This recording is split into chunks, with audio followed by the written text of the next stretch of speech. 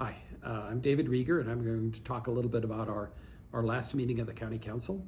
We talked a lot about LEDA and the small business situation in town and the coalition, the business coalition that's been operating in town, and all of the issues that the small businesses face. And one of the things we talked about is the use of our Local Economic Development Act funds, which is called LEDA, to improve businesses. Now there's a very successful program in Clovis, New Mexico, where they've had 4 completed retail LEDAs.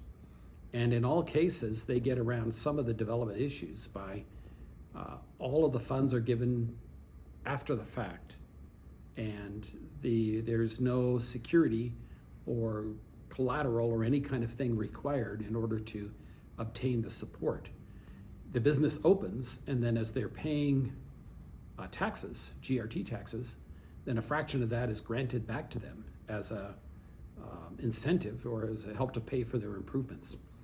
And what they've done with this is there are 2 local businesses. One was built from scratch, but it was just a convenience shop and gas station. But it was in a new part of town where there wasn't such a service. So they obtained LEDA funds, and as they pay GRT taxes, some of that comes back to the business as a payment from the city, which is a great way to do it. It gets rid of all of the problems. The big problem with LEDA is a security requirement that any funds given up front have to be secured by something else, and then those security requirement goes down over time, but the initial security requirement is a big problem for many of the businesses. One of the things they did was a convenience store. The other one they did was it's called Zia Motorsports. It was a shop full of motorcycles and side-by-sides, and they were even expanding to watercraft. But so it was the Honda Can-Am type of vehicles and a lot of side-by-sides. It was really pretty nice place, very fun place to visit, almost like a little trip to Disneyland. So it was very nice, and that is funded the same way. A fraction of the gross receipts tax are returned to the business to help pay for the renovations that opened it up. And it's really important that you do this with empty spaces, because you have empty spaces all over our town, and the way you should get them into development is with some kind of LEDA support, some kind of economic development support. Otherwise, they sit there forever. And so, in principle, this doesn't cost the city of Clovis anything, because those are empty spaces that weren't paying any GRT. And then as they pay GRT, that's all a plus up, and then the city gives a fraction of that back to the business.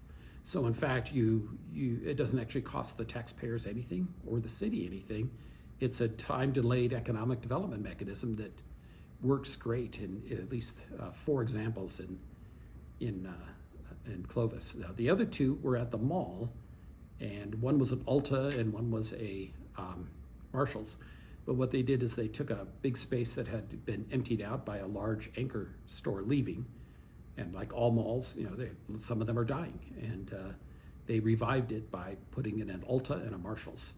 And they're a similar kind of deal. The mall owner remodeled to let these stores in, and then uses the LEDA incentive, which is a fraction of the GRT, to then help to support the financing that he got to do that. And frankly, in the way the modern world works, if you don't have a plan like that, I think your empty buildings might just stay empty forever.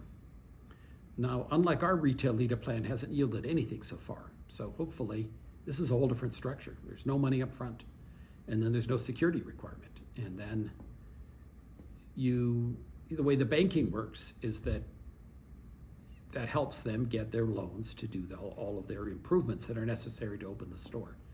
And so I think that's a great system, and I hope that it certainly had yielded more results than our system.